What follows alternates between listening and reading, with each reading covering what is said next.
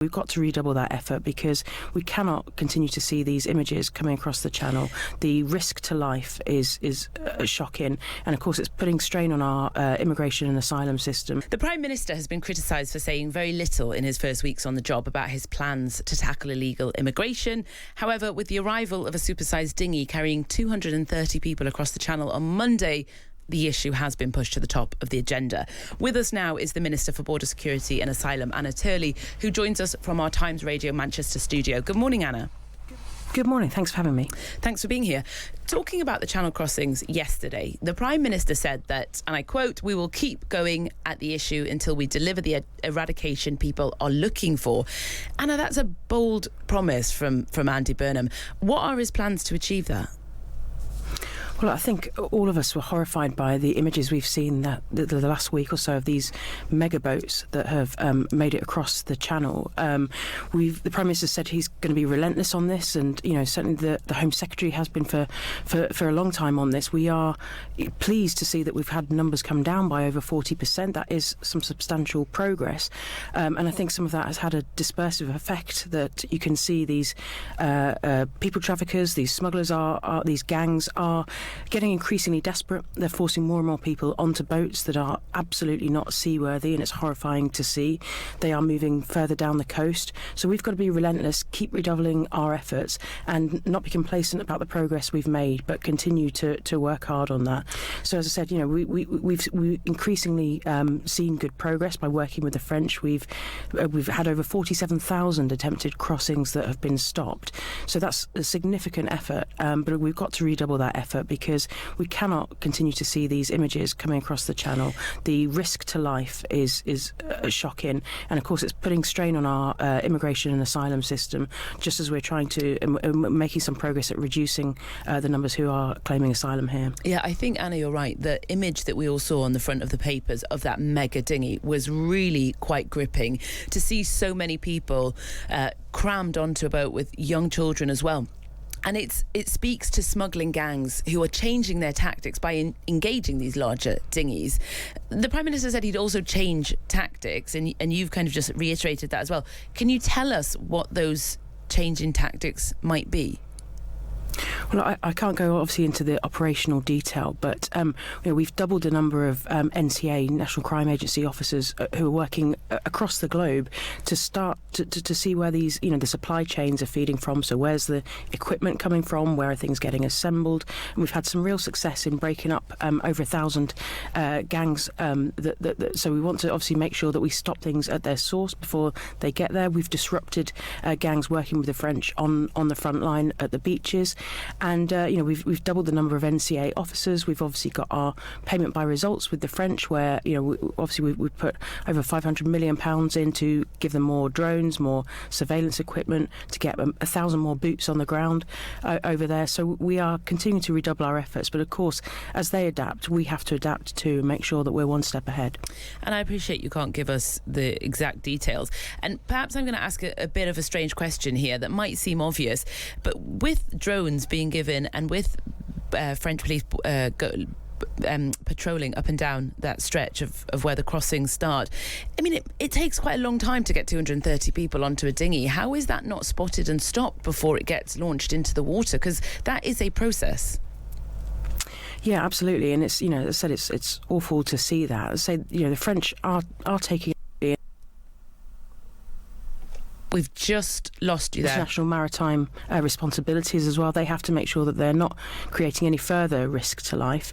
So for me, it's about trying to prevent people getting to that point. If you're getting to the point where you've got 100 people climbing onto a boat, then we've got to disrupt things before they get to that point. And so the French have been very active on that, but we also have to be aware of those obligations, that if they try to disrupt a boat that is so unseaworthy, that is a shocking, shoddy piece of rubber, that they are not going to cause further harm to life. And I appreciate the framework with which they're working in. So the priority is to make sure that we are disrupting the gangs, disrupting the networks, getting the equipment. I think, say 47,000 attempted crossings stopped, over 1,000 boats that have been sabotaged and stopped from getting into circulation.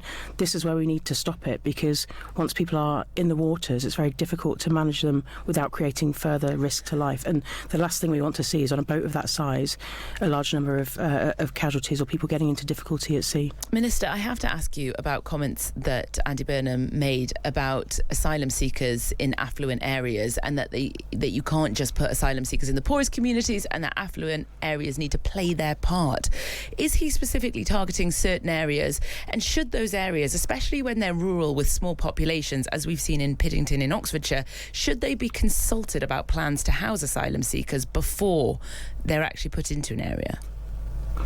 Yeah, it's absolutely not about targeting anyone. It's about fairness, and I think the Prime Minister is right to say that. Yesterday I was in Blackpool, where we closed one of the asylum hotels, the Metropole, which is a fantastic 18th century hotel on the seafront that should be part of Blackpool's tourism, should be part of attracting people to the area, supporting the local economy, creating jobs, and instead it was being used to house asylum seekers, and that was having a really detrimental effect on the local community. So I'm really pleased that we were able to close yesterday 13 more asylum. We've just lost you again for a moment. Anna Turley. 60, and I'm sorry, I couldn't quite hear that. No, carry on. We just lost you. You dropped out for a moment. Oh, sorry.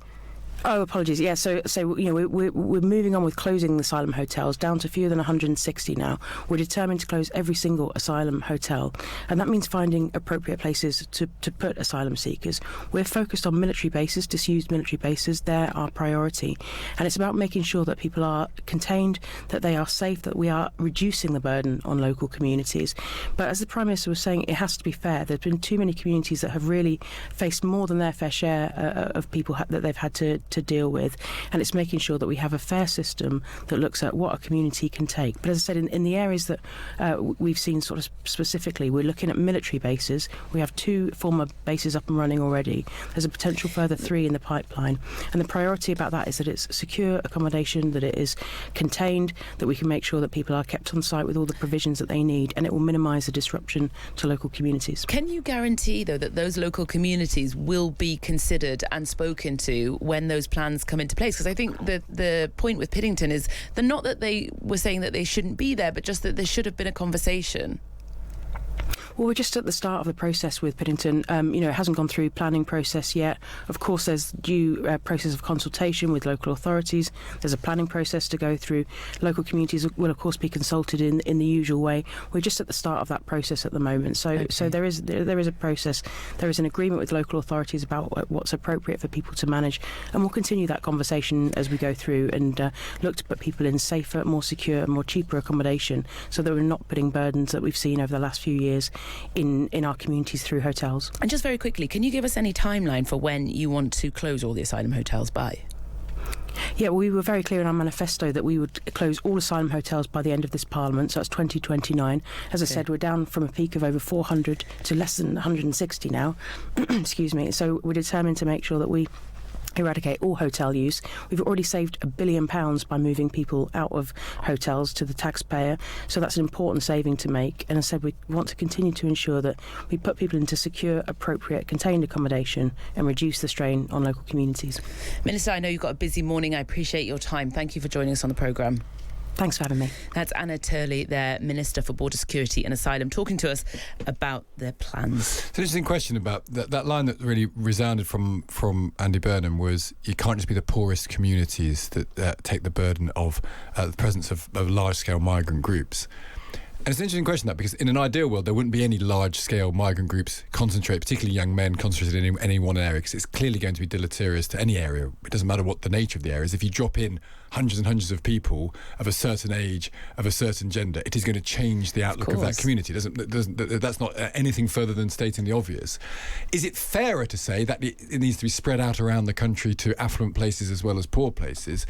Or is the actual point it shouldn't be there at all. Yes, and then perhaps the system should be focused on moving those people through quicker and processing them through quicker, so that actually you don't have these massive groups of people who are aimlessly waiting around, who can't work, who can't go out and earn a living, and have, I suppose, no purpose throughout their days. The point is, how do we get rid of that? And this is a good example of how difficult it is to govern, because these are things in opposition, or when you're not in the Prime Minister, you can have opinions on, but now opinions need to lead to action.